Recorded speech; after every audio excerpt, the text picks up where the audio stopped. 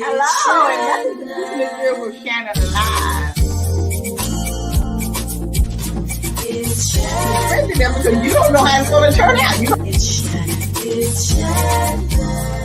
My kids empowered me to get out. What's going on with this remote learning and in the midst of COVID? Working for different elected officials, learning and understanding how to put the community first.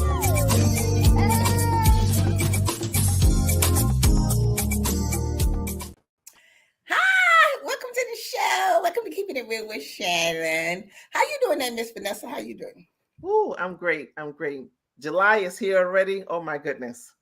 It's hot, I know. Yes. Well, before we start the show tonight, I just want to let my fans know I was reelected as president of my Bedford Stuyvesant Lions Club. This is my second term, and I'm the second woman in 54 years of the club. So I'm excited about that. We have a lot of work to do. We're going to work hard. Our mission is to help people in the community and provide resources for them. So I'm excited about that. But so I'm going to be calling y'all for help now. Okay. So just be on the watch out. You're going to get a call from me to help out with the Lions.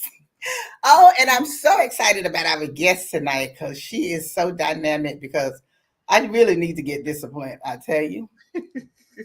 Well, our special guest tonight is Miss Sharon Leid. She's a seasoned publicity strategist with over 20 years of expertise in the public, media, community relations industry, holding prestigious positions such as executive director for the Community Relations Bureau in the Kings County DA's office and executive director of external community media and government relations for the One Brooklyn Health System. Her expertise is unmatched. But in 2015, Sharon funded Netstroke PR LLC with a passionate dedication to assisting small businesses in uncovering their newsworthiness and unique storytelling. She believes in creating tailored PR campaigns for each client, ensuring that their brand and needs are met. Let's welcome our guest to the show, Miss Sharon Leid. Well, hello there, Miss Leid. Hello there, Lottie. Welcome. Dr. Vanessa, thank you so much for having me. Absolutely. Well, I am so glad you're on tonight to talk, because I tell you, I am one. I know it's important for us to be disciplined in all phases of our life, but I got two that I got to get straight, and maybe you can help me get them straight. I'm all right in the other fields, but I ain't in two of them or whatever. I'm gonna try. But tonight, yes. we know there's a lot of people that are not disciplined. Yeah. And it keeps them from getting to where they need to get to because they're not disciplined. So I want to start off first by, why do you think it's so hard for people to be disciplined? So, let me just go back in terms of, why I decided to really put discipline into my daily work and also working with my clients.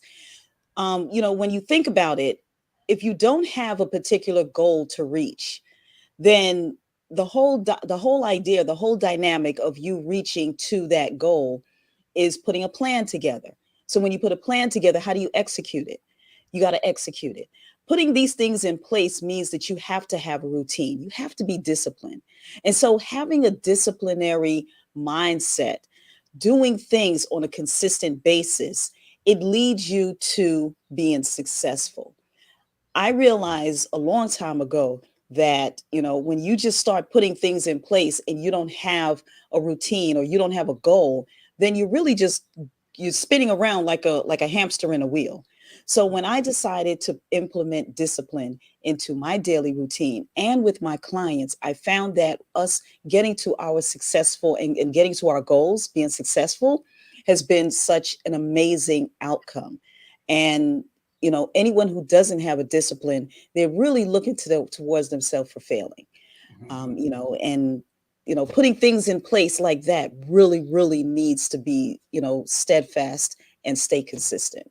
So the main thing you are saying is the first thing you do is set up your goal. Yeah. What is your goal, and how are you going to get to that exactly goal? How are you going to execute that? What are you going to put in place? How do you get to it? Absolutely. Right. So that's just like if we want to be financially stable and want to be able to get our hair done and nails done and eat in the fancy places and get the things that we want. What are we going to do to make that happen? But I think even just to the example you gave, Lottie, with financially, you have a goal, but then again, you have to identify what your weaknesses are, right? You have to come to, sometimes people do things and they don't accept, they're not in acceptance in what their spending habits are and things like that. So in order to create a goal, you got to understand where you lack, where your discipline lacks. And one thing that you mentioned, Sharon, when people's creating businesses and they so geared up and thinking about profiting and making money, that they don't plan. So I always say, if you fail to plan, then plan to fail. Mm-hmm. Yeah, no, and it's so right, because you start up a business or anything, I'm not just saying just with business. It's Right, just right. when you're putting things in place, you have to understand where are you going. And Dr. Vanessa, you make a really good point in terms of weaknesses. Like, all of us have a weakness. All of Right. us have weaknesses, but we also have strengths. So in order for us to really succeed, we got to look at what our strengths are, identify our weaknesses, but our strengths should supersede the weakness. And that should give, and that's where the discipline comes in. Yes. Because it's like, okay, how is it that I can get over this weakness? Do I need to bring someone in to help me out? Do I need, what is it that I need? And it's all about that planning, that planning stage. If you don't have a to-do list, if you don't have a plan, you're not going to work. It's not going to work. So could you just, just for us, maybe some of us don't know really, we know what our weaknesses are, but like, what would you just give an example of a weakness that you might have, and then the strengths that you need to use to go forward in that goal? Oh gosh. Okay, I'm going to just use for me my weakness, and listen, I'm a foodie. I love to eat. My husband and I will look through and look for restaurants, and we'll go restaurant, hopping or whatever. I love to eat. But I also know that I want to go places where I got those nice little cute outfits on, where my body looks snatched. And, I can't eat all of those foods that I want. Carvel, favorite, love it. Do not tell me I cannot pass by a Carvel and I can't get me a Carvel ice cream with rainbow sprinkles.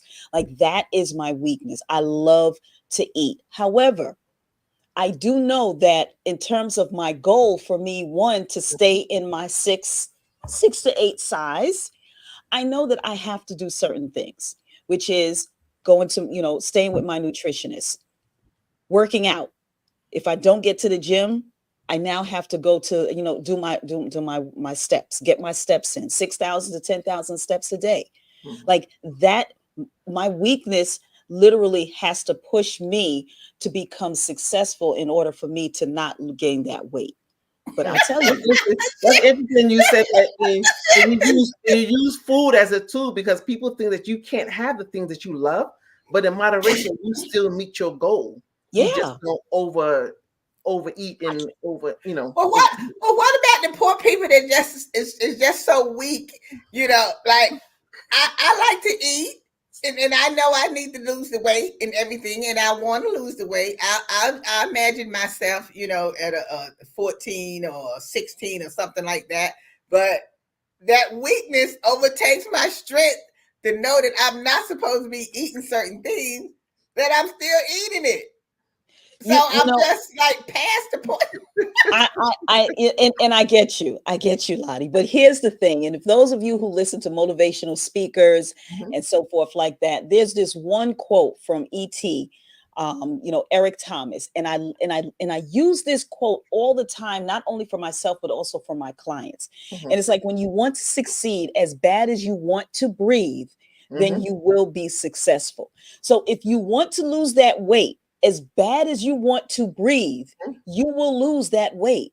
Because if anybody holds their breath, they know I can't hold my breath that long. Don't put me underwater. Don't try to. I am not a swimming baby.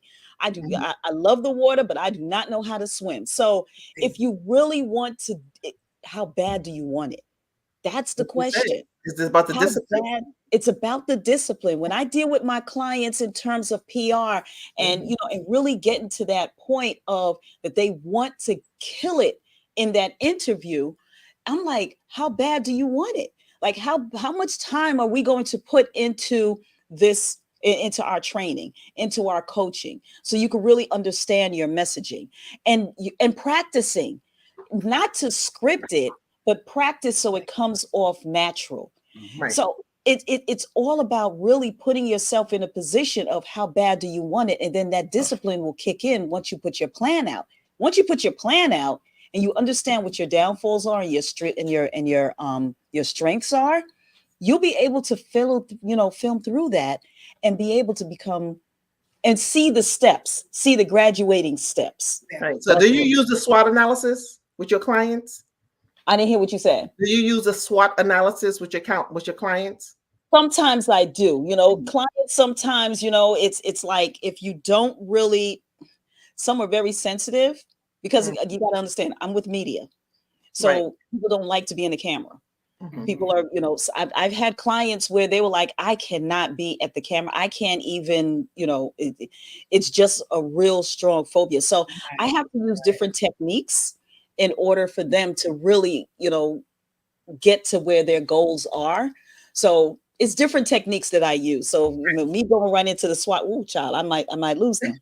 But you know what? You mentioned something. I know you focus on brand exposure.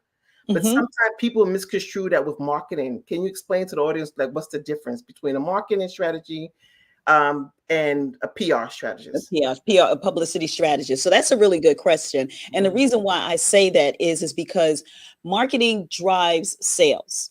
Marketing is all about you talking about that price point, pushing, doing ads, all of that. There's no storytelling in marketing. Right. A publicity strategist is really getting down for people to really understand who you are. Why did you decide to do this business? What drove you to this? How is it that, what is your drive in terms of helping people in this industry? How do you look to change this industry if there is some flaws in it? So it's more of a storytelling with publicity strategy than it is with marketing. Again, marketing helps you to get that goal, to get that sale. Now, PR does also, but PR is more of a massage type of marketing strategy. It's more in people can engage with you. They would learn more about you. People trust you and they'll do business with you quicker than they would if they just saw the ad. So we do it, simultaneously. I'll do an interview with a client and then we have an ad. So when they see this ad, they just heard either the interview or read the interview. And it was like, you know what? I can relate with that person. So PR really brings relatability to the situation. Oh, okay then. Yeah. But if they well, even with dealing with clients, there must be some time that they are weak in what they're doing and their decision and things like that. And it's going to be hard probably sometime to even deal with them. But we're going to take a quick break and we're going to come back and talk more about disciplining your clients. We'll be right back. It's Shannon. It's Shannon. They say there are no excuses. They say to just push harder. They say to just go faster. But when we're on the field, they don't know what's going on inside us. How hard is too hard? When do we get support? When do we raise our hand and ask for help? We need each other. Love. You're mine.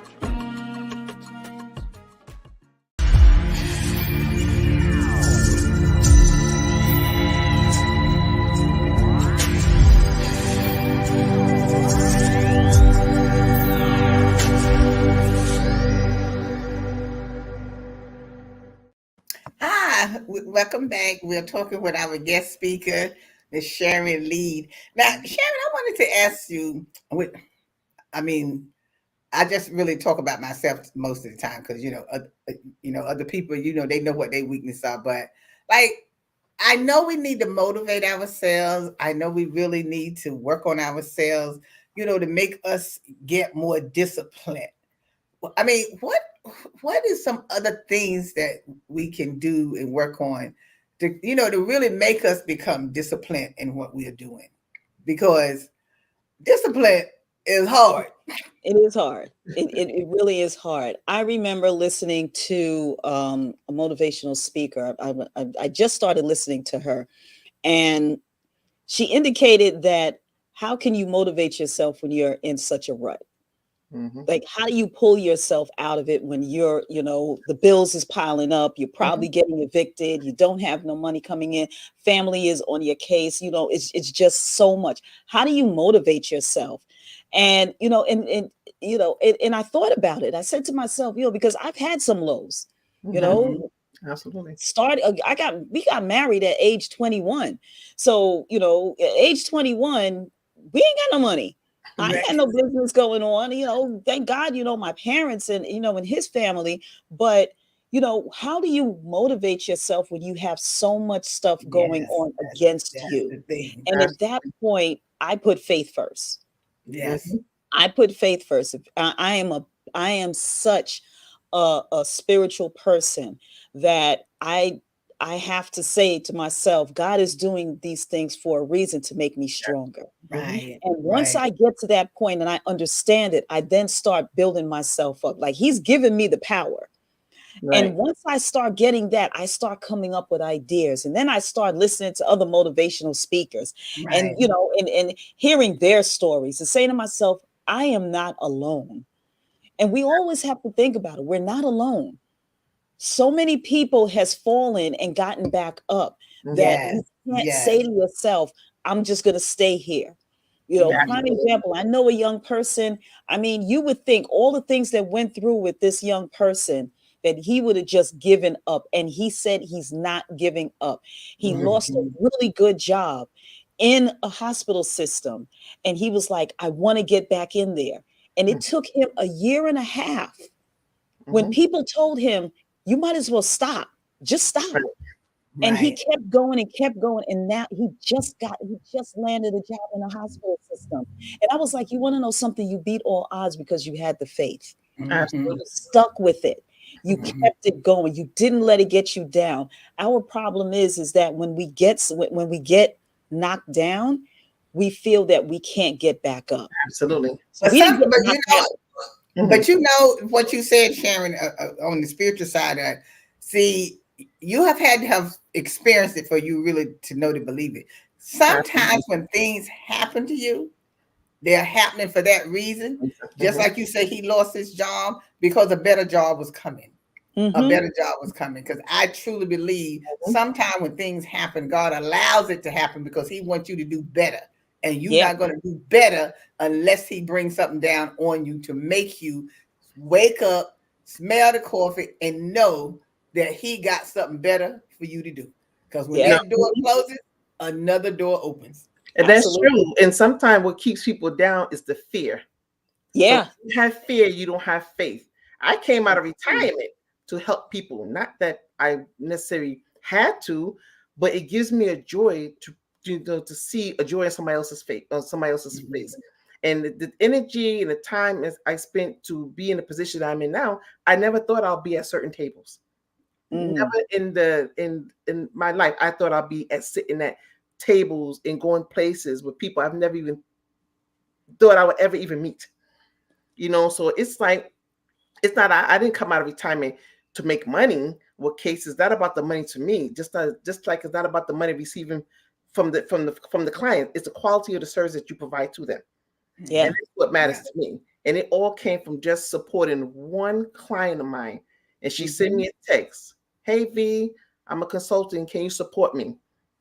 And that took me above and beyond where you would not even imagine where I'm at today. And I'm already retired. I've been retired for 5 years. And not only that, you have to be willing to want to do something. Do the work. Yeah. Right.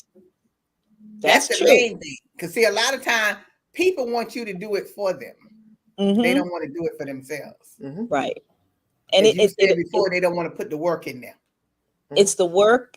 It's the confidence, it's the mindset, it's all of that plays a part for you to get out of that rut, because we all run into it. We all run into it. And when you sit down and you really think about it, you got to say to yourself, I'm not alone. Absolutely. I'm not alone. And once you understand that and you get beyond that and you say to yourself, okay, what is it that I need to do? It may be that, it is probably some drastic changes that you have to do with your lifestyle in order for you to get to where you need to get to. And we gotta shift. Right. And people need to know. Shift. And people need to know, don't be afraid to ask for help. You know, you can't run a business by yourself. You can't run anything really by yourself. You know, you need a team. And sometimes people don't want to pay for the services. The people may not have the money to do it, but sometimes you can barter, right? Sometimes what you have to offer, I can offer in exchange, and we can help each other. And that's how people grow, and that's how business grow. I mean, this is build up partnerships and relationships and trust.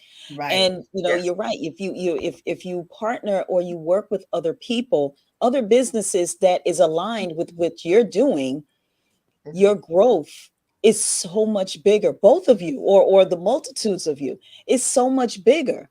You can't get there. You could get there, but you won't get there fast. But see, that's the problem. That's the problem, Sharon. Sometimes people don't want to join together to build the empire. They so afraid that, you know, you might do better than them or something. They'll take away from you. We can't work together to build the empire together. And they don't understand working in silos. You get nothing done. You get nothing collectively. You can create. You can be the greatest. I think. Yeah. You know, people come to me and they say, "Why do you always partner with with other publicists?" And I'm like, because each one of us are different. Absolutely. Exactly. Nobody can do the type of work that I do outside, you know, in terms of with publicity. There's no same publicist. Right. So you don't know my same contacts. I don't know their contacts, the style of how I work. I specialize in community engagement because I've done it for 18 years working for the DA. Right. So I always have that special sauce, I should say, which everybody else. And when we come together, we're putting that sauce together. We got that magic sauce now that a client will feel like, oh my God, I just hit the jackpot. So when you collaborate with people, don't look at it as competition. Look at it as collaboration. It's a learning experience. And when you learn in that space, you don't want to be the smartest one in the room. You want to be able to go into that room and learn and get something out from that room. That's the main thing, is being willing to learn from another person. Because I mean, when I see people and they doing good and talking and carrying on, I'll be like, how did they get that? Well, as soon as this thing is over, I'm going up to them and I'm just going to talking to them. You know what I'm saying? And finding out information. You know, I'm not sitting there being jealous. I'm going up there to find out, how did you do this? Exactly. I scope the room. Let me go to, especially if I hear the person talking, I'm like, okay, I got tunnel vision.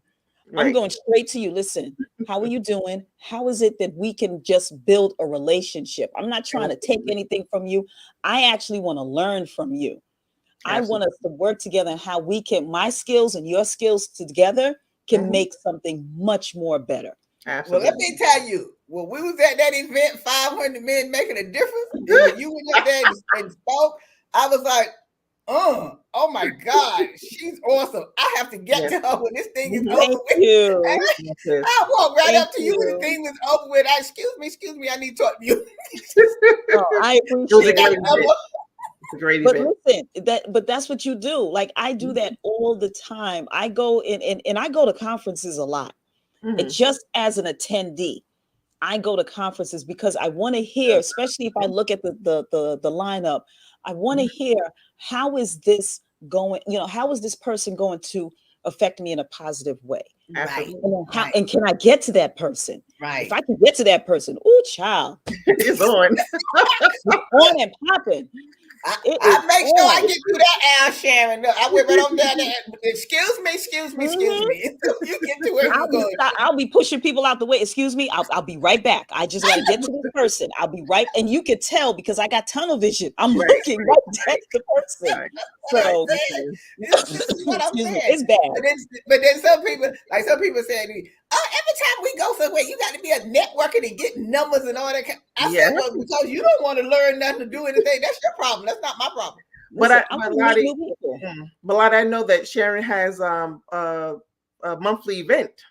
Yes. Oh yeah, the ladies Thursday. The Ladies of Third Thursday. So Ladies of Third Thursday came about because when I got laid off in 2015, my whole network was literally law enforcement. And the business that I was going into, it wasn't really conducive for law enforcement. So I needed to meet other people. I needed to meet business people. So I created an organization called Ladies of Third Thursday. I brought some of my good girlfriends on board with me that I knew would be that they would work with me because they understood the mission of what I wanted to do, which was to connect with other women.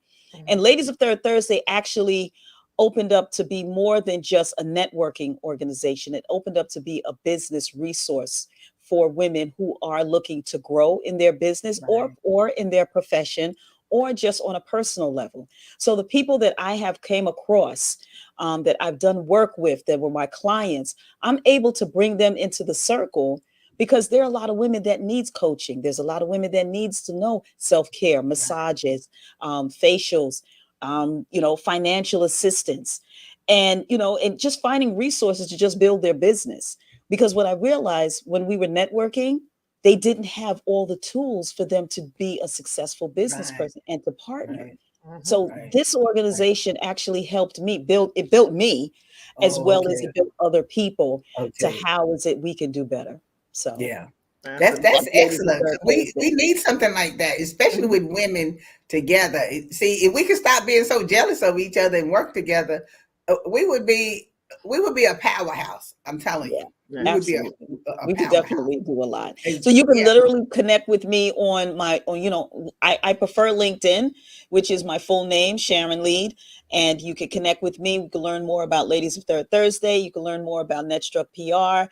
I always do free events. I always do free talks and things like that, but really just empower. I am an empowerment person. Yes. I don't talk down to anyone. You can come to me with the most smallest thing and that's it. Listen, we gonna come to that girl's Thursday. We coming to that girl's Thursday. We on time. Third Thursday. Look, thank you so much. No, thank you. I appreciate it. It was so fun. much for coming on and at least kind of getting us all geared up to do what we need to do.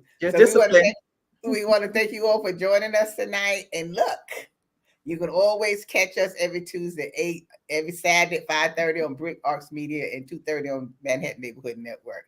So as always, we'll see you next time. Thank you. Take care. Thank you. Today's show is sponsored by Abu's Bakery. If you have a sweet tooth, stop by Abu's Bakery for some delicious cakes and pies. Would you like beautiful pictures for your home or your office? Then stop by Faith Art Gallery. They have a large selection of pictures from around the world. It's Shannon. It's Shannon. It's Shannon. It's Shannon.